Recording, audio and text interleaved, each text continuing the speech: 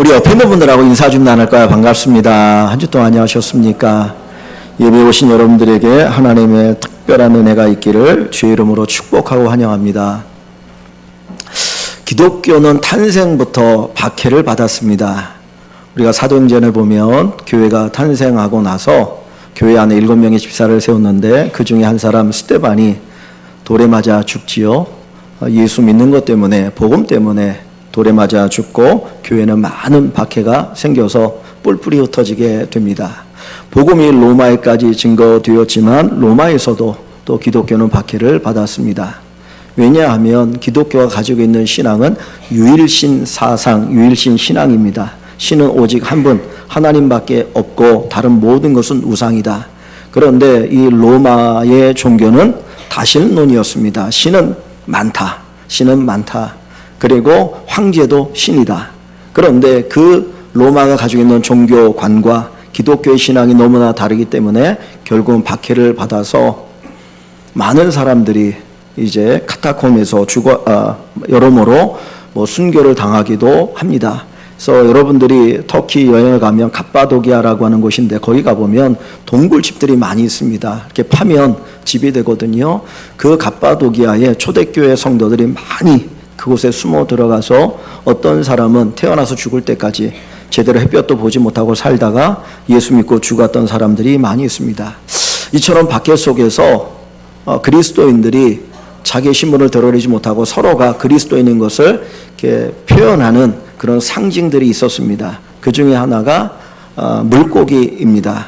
그 물고기를 가지고 기독교를 상징하고 그리스도인임을 상징합니다. 이 물고기라고 하는 이 단어가 익세스라고 하는 단어인데 그 한자 한자를 따서 이렇게 지어보면 예수는 하나님의 아들이시고 그리스도이시고 우리의 구원자이십니다 라고 하는 그 의미의 단어가 이렇게 조합이 돼요. 그래서 그 물고기를 통해서 서로가 그리스도인인 것을 이렇게 증명합니다. 또는 비둘기를 통해서 증명합니다. 성령이 임하실 때 비둘기가 임했고 비둘기가 성령을 상징하지 않습니까? 그래서 이런 것들을 통해서 그리스도인임을 상징했고 기독교를 나타낼 때 그런 것들을 사용합니다. 그런데 시간이 흘러가면서 기독교의 상징은 물고기도 아니고 그리고 비둘기도 아니고 십자가가 기독교의 상징이 되었습니다. 십자가는 예수님께서 달려 죽으신 곳이죠. 예수님께서 마지막에 이 땅에서 십자가 달려 죽으셨습니다. 십자가는 혐오의 대상이고 두려움의 대상입니다. 이 예수님 당시에 십자가 달려 죽은 사람들이 많이 있었습니다. 예루살렘이나 유대 땅에 그 나름대로 흉악한 죄를 지으면 그들을 십자가에 못 박아서 죽였기 때문에 십자가에 달려 죽는 사람들을 자연스럽게 많이 볼 수가 있었어요. 그러니까 십자가를 볼 때마다 두려움이 생겨 혹시 나도 저 십자가 달려 죽으면 어떡하지? 그리고 혐오의 대상으로 여겨졌습니다. 그런데 기독교가 어떤 고상한 것을 기독교의 상징으로 삼지 않고 십자가를 기독교의 상징으로 삼았던 이유가 어디에 있느냐? 그것은 바로 십자가가 복음의 핵심이기 때문입니다. 십자가의 복음이 하나님의 능력이 되어집니다. 십자가의 복음을 통해서만 인간이 구원받을 수 있기 때문에 결국 십자가는 복음의 핵심이 되었고 교회는 십자가를 자랑하고 십자가를 드높이게 되어집니다. 고린도전서 1장에 보면 바울 사도는 십자가의 복음을 강조합니다. 그래서 고린도전서 1장 17절에도 보면 십자가가 헛되지 않도록 하겠다라고 하는 말을 쓰고 있고요. 고린도전서 1장 23절에 보면 십자가에 못 박힌 그리스도를 전한다라고 이야기합니다. 또 고린도전서 1장 24절에 보면 십자가에 못 박힌 그리스도가 하나님의 능력이요 하나님의 지혜라고 가르쳐주고요. 고린도전서 1장 30절에 보면 십자가에 못 박힌 그리스도가 우리에게 지혜와 의와 거룩함과 구원함이 되셨다라고 이야기합니다. 그러니까 십자가를 떼놓고는 복음을 얘기할 수 없고 십자가를 떼놓고는 기독교를 얘기할 수 없습니다. 그래서 십자가는 기독교의 핵심이 되었고 그 십자가에 달리신 예수를 통해서 우리가 구원의 은혜를 누리며 살아가게 됩니다. 오늘 이 십자가를 통해서 하나님께서 무엇을 하셨는가 하는 것입니다. 십자가가 몇 가지를 우리에게 가르쳐주고 있는데 그 중에 첫 번째가 뭐냐면 십자가는 하나님의 사랑의 표현입니다. 오늘 우리가 읽은 이 본문 로마서 5장 8절 말씀에 우리가 아직 죄인 되었을 때 그리스도께서 우리를 위하여 죽으심으로 하나님께서 우리에 대한 자기의 사랑을 확증하셨느니라 그랬습니다. 하나님의 사랑을 확증했다. 즉 십자가는 하나님의 사랑의 확실한 증거라는 거예요. 여러분들 또는 제가 십자가를 볼 때 십자가를 통해서 우리가 뭘 볼 수 있습니까? 오늘 제가 일부러 여기다 이렇게 십자가를 놨어요. 밑에도 십자가 있지만 잘 보이라고 십자가를 놨는데 이 십자가가 뭐를 보여주는 겁니까? 하나님의 사랑의 확실한 증거라는 거예요. 십자가를 보면서 우리가 다른 거 생각하는 것이 아니라 하나님이 나를 사랑하시는구나. 하나님이 나를 사랑하시는구나. 이것을 저와 여러분들이 깨닫고 느끼고 경험하게 되어지면 우리는 정말 행복한 그리스도인이 되어질 것입니다. 십자가를 통해서 하나님의 사랑을 확증하시는 귀한 은혜가 있기를 원합니다. 첫 번째로 이 십자가를 통해서 우리가 하나님의 사랑을 보게 되는데 그 하나님의 사랑은 무조건적이다 하는 것입니다.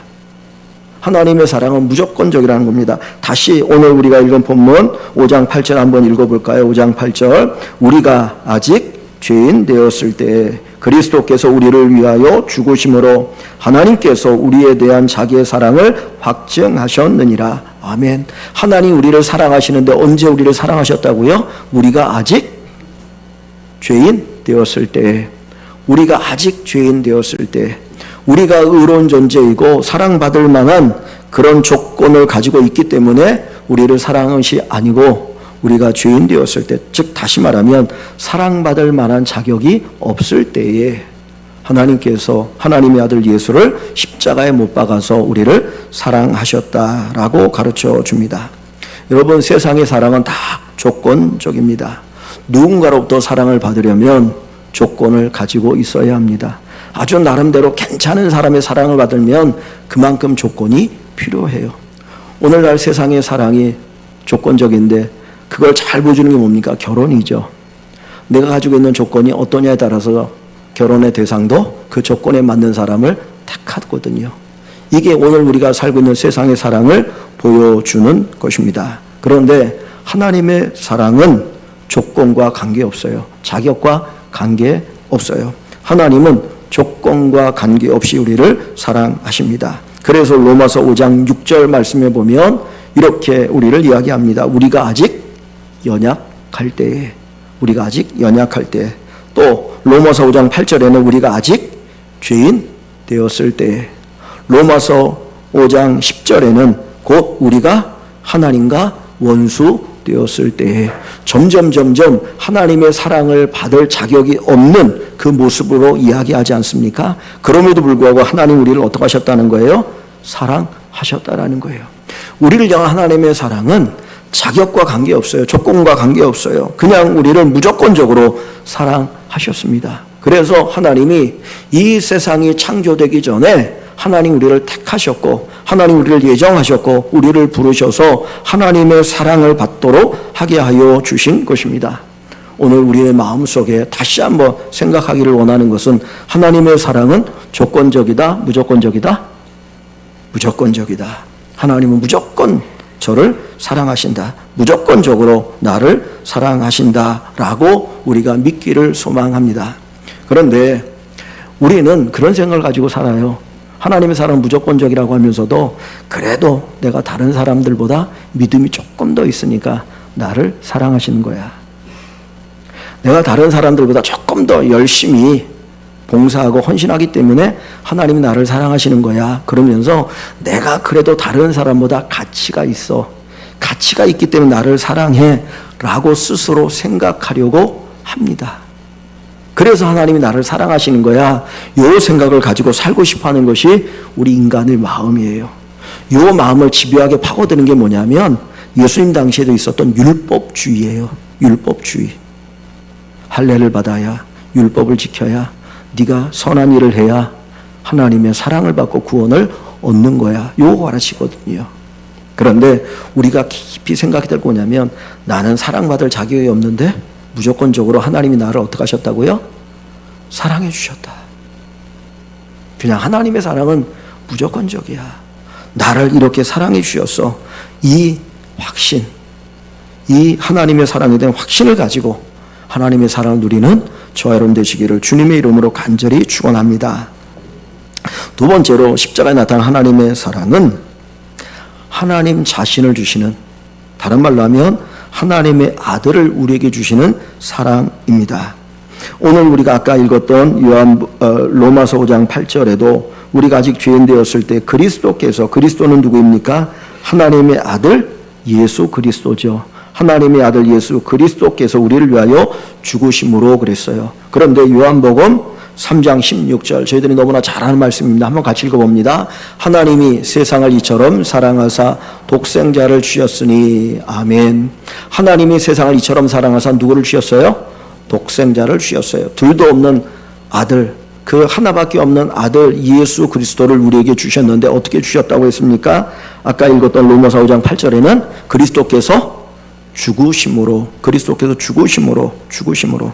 하나님께서는 우리를 사랑하시는데 하나님의 아들을 우리에게 주시기까지 하나님 우리를 사랑하셨습니다. 여러분, 사랑에도 크기가 있죠.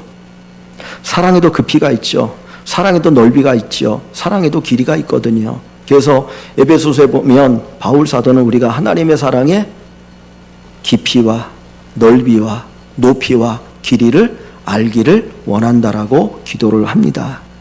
이 하나님의 사랑은 인간의 사랑과 비교할 수 없는, 인간이 흉내낼 수 없는 하나님만이 우리에게 주실 수 있는 특별한 사랑을 우리에게 베풀어 주신 거예요. 그 사랑이 어떤 사랑이라고요? 자기 아들을 우리에게 주시기까지, 하나님의 아들을 우리에게 주시기까지 하나님이 우리를 사랑하신 사랑입니다.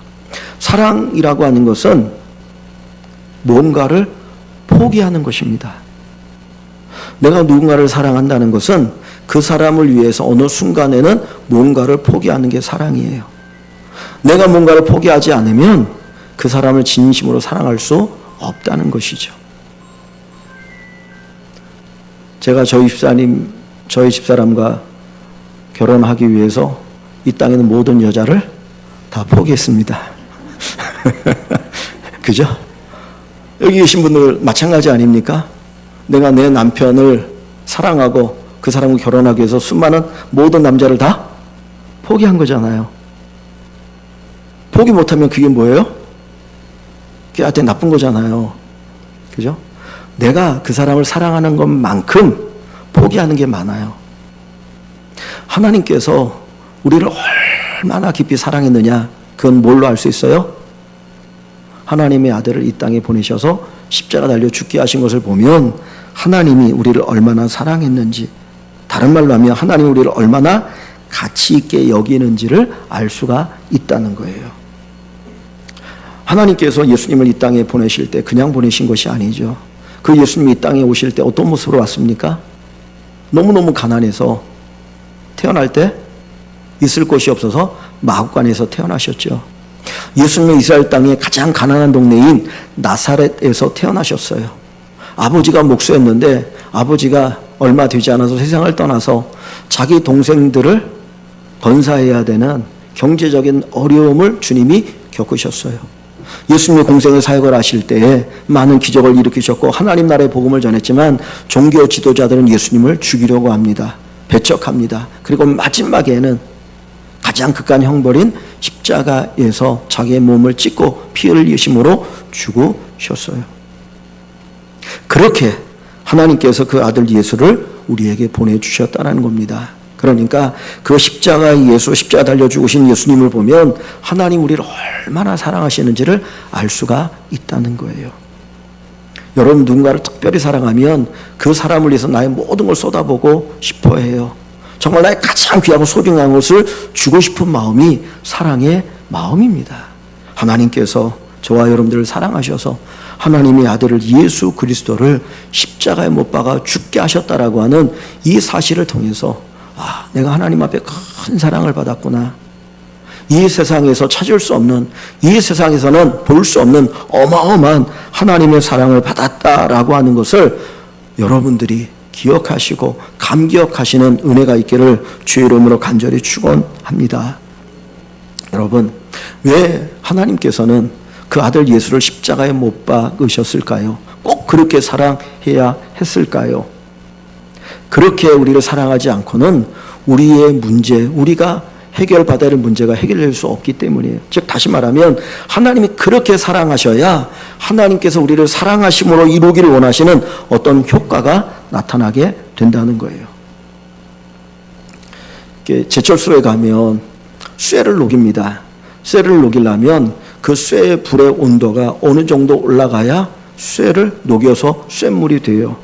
거기까지 불의 온도가 올라가자면 뜨거운 불이 되지 않으면 쇠물을 녹일 수가 없어서 새로운 걸 만들 수가 없어요. 마찬가지로 하나님이 우리를 사랑하신데 그냥 조금 사랑해 갖고는 우리가 가지고 있는 문제가 해결될 수 없어요. 그 문제가 뭡니까? 죄의 문제예요. 우리 모든 인간의 죄 때문에 이렇게 고통당하는 거 아닙니까? 죄 때문에 죽는 거 아닙니까? 죄 때문에 영원한 멸망받는 거 아닙니까? 그런데 그 죄의 문제를 해결해 주시려고 우리를 사랑하시는데 어떻게 사랑해야 됩니까?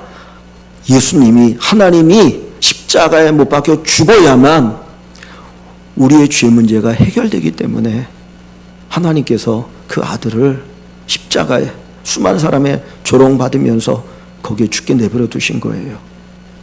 엘리 엘리 나바 사박다니, 나의 하나님 나의 하나님 어찌하여 나를 버리시나이까. 예수님이 울부짖으면서 죽어갈 때 하나님은 차마 볼 수가 없어서 3시간 동안 하늘이 캄캄해졌고 결국 주님은 세상을 떠나셨어요. 바로 그 사랑을 우리에게 베풀어 주셨는데 그 이유는 뭡니까?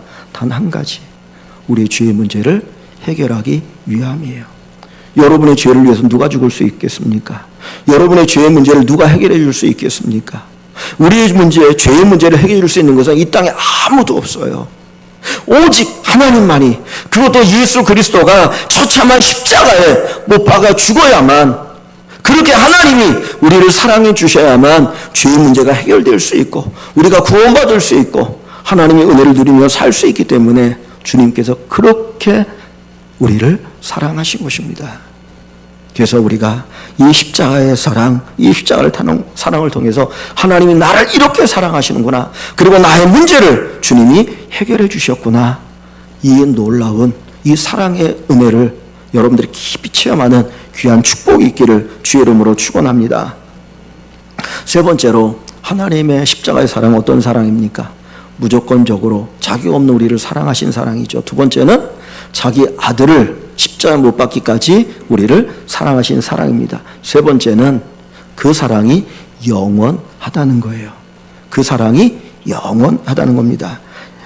예레미야 31장 3절 말씀입니다. 같이 한번 읽어봅니다. 옛적에 여호와께서 나에게 나타나사 내가 영원한 사랑으로 너를 사랑하기에 인자함으로 너를 이끌었다 하였노라. 아멘. 하나님 여호와께서 말씀하는 거죠. 하나님 여호와께서 말씀합니다. 내가 영원한 사랑으로 너를 어떻게 했다고요? 사랑했다. 영원한 사랑으로 사랑했다고 말씀합니다. 인간의 사랑은 변하죠. 인간의 사랑은 변하죠. 오늘 죽고 못 살겠다고 결혼하고 그리고 비행기 타고 신혼여행지에 가서 찢어져 가지고 돌아온 부부들도 많다 그래요. 몇 개월 만에 못 살겠다고 짐 싸들고 집으로 가는 부모들도 있다고 합니다. 여러분 결혼할 때 뭐라고 말합니까? 이 검은 머리가 파뿌리가 되도록 나는 당신을 사랑할 겁니다라고 약속을 해요. 그러면서도 사랑이 미움으로 변하는 경우가 인간의 모습 속에 많이 있습니다. 왜 그 사랑이 변합니까? 이유는 한 가지예요. 나의 사랑을 받는 사람이 나의 사랑을 받을 만한 자격이 없다고 생각하기 때문이에요. 나는 사랑하는데 그 사랑받는 그 사람이 나에 대해서 사랑으로 대해주지 않는다. 내가 원하는 대로 반응하지 않는다. 그러니까 거기에서 갈등이 생기고 오히려 사랑이 미움으로 변하는 거죠. 그래서 인간의 사랑은 완전하지가 않아요. 인간의 사랑은 완전하지 않고 영원하지도 않고 끊임없이 변하게 됩니다. 그런데 하나님의 사랑은 영원합니다. 하나님 우리를 사랑하실 때 어떤 상태에서 우리를 사랑하셨다고요? 우리가 연약할 때, 우리가 죄인 되었을 때, 우리가 하나님과 원수 되었을 때, 처음부터 우리는 사랑받을 만한 자격이 있는 사람이 없는 사람이에요? 없는 사람이에요. 그런데도 하나님 우리를 사랑하셨어요. 더 이상 떨어질 것도 없어요. 더 이상 사랑받지 못할 존재가 될 만큼의 그런 모습도 없어요. 사랑받을 만한 자격이 없는데도 불구하고 하나님이 우리를 사랑하셨기 때문에 하나님 끝까지 우리를 사랑하셔요. 또 한 가지는 하나님이 영원하기 때문입니다. 영원하다라고 하는 것은 단순히 오래 사는 게 아니잖아요. 그 성품이 영원할 때 영원하다고 얘기하는 거 아닙니까? 요한 1서 4장 8절에 하나님은 사랑이시라. 사랑의 성품이 영원해요. 그거는 환경과 관계없이, 우리의 행위와 관계없이 하나님은 영원히 우리를 사랑하시는 겁니다. 그래서 하나님이 한번 사랑한 사람, 하나님이 한번 선택한 사람, 하나님이 한번 구원한 사람은 끝까지 영원한 천국에 들어가게 되는 거예요. 이것을 견인이라고 이야기합니다. 여러분이 못 살아도 하나님 사랑하셔요. 여러분이 죄 지을 때도 하나님은 사랑하셔요. 내가 하나님 앞에 너무너무 부족한 모습을 갖고 있어도 하나님은 사랑하셔요. 그런데 사랑은 그때그때마다 다르게 표현될 수 있어요. 그죠? 내가 죄를 짓고 나쁜 짓을 하는데도 가만히 내버려 두면 그게 사랑입니까? 그건 사랑이 아니잖아요. 망이 내버려 두는 거지 않습니까? 그래서 히브리서에 보면 징계가 없으면 뭐라고 얘기해요? 사생자라고 얘기해요. 그래서 하나님은 우리를 처음부터 마지막까지 끝까지 영원히 사랑하시는데 나의 상황에 따라서 거기에 맞는 사랑을 표현해 주시는 거예요. 그러나 분명한 것은 우리가 알 것은 뭐냐? 하나님 우리를 끝까지 사랑하신다. 영원히 사랑하신다. 라고 하는 사실입니다. 세상의 사람들은 저와 여러분들을 포기할 수 있어요. 내가 잘못하고 죄 지을 때 아니면 똑바로 살지 못할 때 세상은 포기할 수 있고 부모도 포기할 수 있을지 모르지만 하나님 끝까지 쫓아오셔요. 끝까지 내가 너 사랑한다 말씀하시고 그 사랑으로 우리를 이끌어 가시는 분이십니다. 요한복음 13장 1절에 하나님이 자기 사람들을 사랑하시되 어디까지? 끝까지 사랑하시니라. 하나님은 끝까지 우리를 사랑해 주십니다. 포기하지 않으셔요. 사랑하는 성도 여러분, 하나님이 여러분들 끝까지 사랑하시는 것, 영원히 사랑하시는 걸 믿으시고 어떤 상황이 있을지라도 낙심하지 아니하시고 절망하지 않고 그 사랑의 은혜를 누리시며 감격하며 살아갈 수 있기를 주님의 이름으로 간절히 축원합니다. 누가복음 15장에 보면 탕자의 이야기가 나옵니다. 근데 엄밀하게 말하면 탕자의 이야기라고 하면 안 되고 탕자의 아버지의 이야기라고 해야 합니다. 어느 아버지에게 두 아들이 있었어요. 큰아들도 그렇게 좋은 아들은 아니지만 둘째 아들은 개망난이었습니다. 그래가지고 어느 날 아버지 밑에서 사는 게 싫은 거예요. 아버지가 이거 해라 저거 해라 하니까 그 소리 듣기 쉽고 나도 내 인생 살고 싶다고 아버지 죽으면 유산 우리에게 물려줄 텐데 미리 유산 주십시오. 그리고는 그 아버지에게 유산을 딱 받아가지고는 집을 떠났어요. 아니 아버지가 올 수 없는 먼 곳으로 떠나갑니다. 그리고는 그 돈 가지고 내가 한번 내 인생 살아보겠다고 살아갔어요. 그런데 돈 가지고 있다 보니까 이 사람 저 사람 달라붙기 시작해가지고 이래저래 돈 허비하고 나서 얼마 되지 않아서 거지가 되었습니다. 먹을 것도 없어요. 있을 것도 없어요. 그래서 그가 어느 집에 찾아가지고 나에게 먹을 거 달라고 하니까 돼지들이 먹는 쥐염 열매나 네가 돼지치면서 먹어라. 근데 돼지들이 그 쥐염 열매도 못 먹게 하는 거예요. 그때 생각이 났습니다. 야, 그래도 내가 내 아버지 집에 있을 때 먹고 살만 했는데, 그래도 좋은 옷 입고 좋은 음식 먹고 살았는데, 야, 이게 뭐냐? 그래도 한번 내 아버지 집에 가볼까? 그리고는 차마 아들이라는 말은 못하고 나는 주인입니다. 그 마음을 가지고 아버지 집에 돌아오는 거예요. 그런데 동굴 밖에서 저 멀리서 누군 한 거지 같은 사람이 오는데 막 달려오든지 끌어안고 맞이하면서 막 기뻐 환영합니다. 누구였을까요? 그의 아버지였어요. 그 아버지는 아들이 집을 나간 날부터 매일같이 동굴 밖에 나와서 내 아들이 언제 돌아올까 기다렸습니다. 아버지는 그 아들이 그렇게 망가질 것도 알아요. 왜? 성품이 여태까지 그랬으니까. 그런데 한번 망가져 보라는 거죠. 그래야 아버지의 사랑이 얼마나 큰지, 그리고 이 집에 사는 사람이 얼마나 복된지를 알 수 있고 깨달을 수 있기 때문에 그냥 그 재산의 절반을 포기하면서까지 그 아들이 그것을 깨닫게 한 거예요. 엄청난 사랑 아닙니까? 여러분 같으면 재산 반 주겠습니까? 내가 너 하는데 너 주려면 내가 저 사회에 기부하겠다. 그러지 않겠어요? 근데 아버지는 그 재산을 반을 포기하면서까지 그 아들을 사실은 교육시킨 거죠. 그럼 매일같이 기다렸어요. 아들은 아버지를 몰라봤지만 아버지는 아들을 알아봤어요. 그리고 얼싸안고 그를 씻기고 옷을 갈아입히고 잔치를 벌이면서 죽었던 내 아들이 살아 왔다. 여러분, 그 아버지가 누구입니까? 하나님이에요. 그 아버지가 우리를 사랑하시는 하나님이에요. 내가 탕자와 같아도, 내가 그렇게 부족한 삶을 살아도, 방탕한 삶을 살아도 하나님 우리를 포기하지 않으셔요. 사랑하셔요. 그 사랑이 우리를 오늘 이 자리까지 이끌어 주신 것입니다. 사랑하는 성도 여러분, 십자가는 하나님의 사랑입니다. 우리를 얼마나 사랑한지를 보여주는 것이 십자가입니다. 그러므로 저와 여러분들이 이 십자가를 통해서 하나님이 나를 사랑하신다는 것을 분명히 믿으시기를 주의 이름으로 축원합니다. 이걸 믿는 것이 믿음이에요. 이걸 믿음으로 우리가 구원을 받은 것입니다. 그래서 하나님은 나를 사랑하신다라고 하는 이 확신을 가지고 이 하나님의 사랑을 누리며 살아가기를 소원합니다. 여러분, 이 땅을 살아가다 보면 정말 힘들고 어려운 일이 많이 있습니다. 우리 집사님이 기도해 주셨지만 정말 너무너무 힘들어서 삶을 포기하고 싶을 만큼 고통스러울 때도 있죠. 꼭 굳이 이런 어려운 삶을 살아야 되는가라고 낙심되어지는 그런 고통의 삶도 우리에게 있을 수 있어요. 근데 그것을 이길 수 있는 것이 무엇입니까? 하나예요. 하나님이 나를 사랑하신다. 하나님이 나를 사랑하신다. 어떻게까지 사랑하신다고요? 십자가에 자기 아들을 죽게 하시기까지 나를 사랑하신다는 거예요. 그래서 로마서 5장 8절에 보면 자기 아들을 아끼지 아니하고 우리에게 주신 하나님이 이 모든 것을 너희에게 은사로 주시지 않겠느냐 그랬어요. 하나님의 사랑을 알으면 우리는 낙심하지 않아요.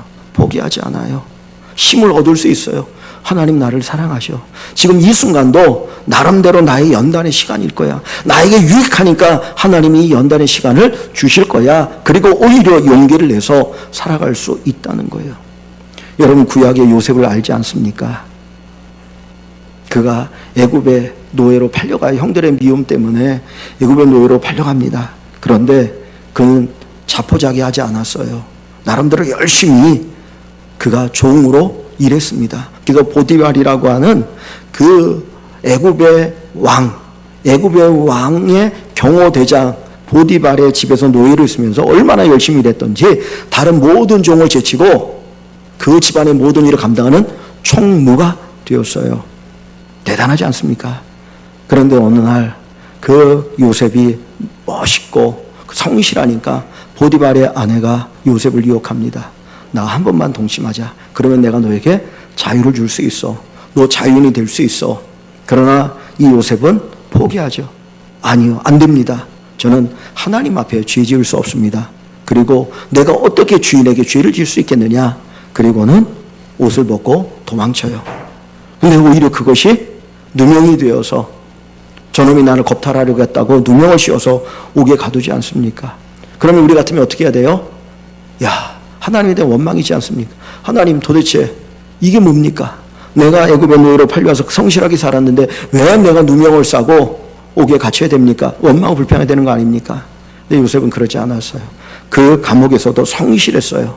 그랬더니 간수가 보고, 야, 참 성실하네. 그리고 모든 걸 다 맡기지 않습니까? 그때 하나님이 그에게 꿈을 해석하는 지혜를 주셔서 애굽의 총리가 되어서 7년에 그 기근의 문제를 해결하는 구원자 역할을 감당하게 돼요. 흉년이 들었을 때 형들이 찾아옵니다. 곡식을 얻기 위해서. 그때 결국은 요셉이 자기의 신분을 이야기하고 형들은 두려워합니다. 우리가 이 요셉을 애굽에 팔았는데 이 애굽의 총리가 됐으니 우리를 죽이려고 하면 언제든 죽일 수 있겠구나. 두려워 떨죠. 그때 요셉 뭐라고 말합니까? 당신들이 나를 애굽에 팔았으므로 두려워하지 마십시오. 하나님이 나를 보내신 것입니다. 하나님께서 형들을 구원하기 위해서 나를 애굽에 먼저 보내신 것입니다. 세상을 구원하기 위해서 나를 보내신 것입니다. 그 고백을 하게 돼요. 요셉이 어떻게 그런 고백을 합니까? 바로 하나님의 사랑을 그가 확신했기 때문이에요. 하나님의 사랑을 아는 사람은 어떤 환경 속에서도 낙심하지 않아요. 하나님은 나를 붙들고 계셔. 이거는 연단의 시간이에요. 내가 이 연단의 시간을 견디고 이기면 더 멋있는 하나님의 사람으로 빚어질 거야 라고 하는 그 믿음을 가지고 그 모든 것들을 이겨나갈 수 있는 힘을 얻게 되어집니다. 여러분을 사랑하신 하나님의 사랑을 여러분의 마음속에 깊이 되새기는 은혜가 있기를 원합니다. 한 가지만 더 부탁드리면 여러분을 그렇게 사랑하시는 하나님을 사랑하기를 원합니다. 여러분, 사랑은 주고받는 겁니다. 사랑은 그냥 흘러만 가는 게 아니에요. 받으면 사랑을 또 주는 것이 사랑이죠. 그래서 성경에 보면 우리에게 사랑을 얘기할 때 항상 서로 사랑하라 그랬어요. 서로 사랑하라. 서로 뜨겁게 사랑하라. 서로 사랑하는 거예요. 하나님은 우리를 사랑하시고 우리는 누굴 사랑해요? 하나님을 사랑하는 거죠. 내가 받은 하나님의 사랑, 내가 아는 사랑만큼 우리는 하나님을 사랑할 수 있을 겁니다. 여러분들이 하나님 사랑을 더 많이 알아가셔서 바울이 기도하는 것처럼 하나님의 사랑의 넓이와 높이와 깊이와 길이를 아셔서 하나님이 나를 이렇게 사랑하시는구나. 그래서 그 사랑에 감격해서 사랑할 수 있는 여러분들이 되시기를 소망합니다. 하나님을 끊임없이 사랑하는, 하나님 정말 뜨겁게 사랑하는 우리 성도들이 되어지고 그 사랑을 교회에서 실천하기를 원합니다. 여러분, 교회는 사랑을 훈련받는 곳이에요. 여기 사랑을 실천하는 곳입니다. 교회에서부터 먼저 서로가 서로를 사랑하면서 세상에 나가서 직장에서 우리가 만나는 사람들을 사랑하게 되는 것입니다. 오늘 우리 일광의 모든 식구 여러분들이 십자가를 볼 때 뭐를 우리가 먼저는 생각해요? 하나님의 사랑을 생각하면 좋겠습니다. 하나님의 사랑. 그래서 이 하나님의 사랑, 자기 없는 나를 사랑하신 하나님의 사랑, 자기 아들을 우리에게 주시기까지 우리를 그렇게 가치 있고 소중한 존재로 여기시고 사랑하신 그 사랑, 그러면서도 영원히 변하지 않는, 우리를 어떤 환경에서도 어떤 상황에서도 중간에 포기하지 않고 끝까지 사랑하시는 이 하나님의 사랑을 마음껏 누리고 사랑하는 우리 일광의 모든 식구 여러분 되시기를 주의 이름으로 다시 한번 간절히 축원합니다.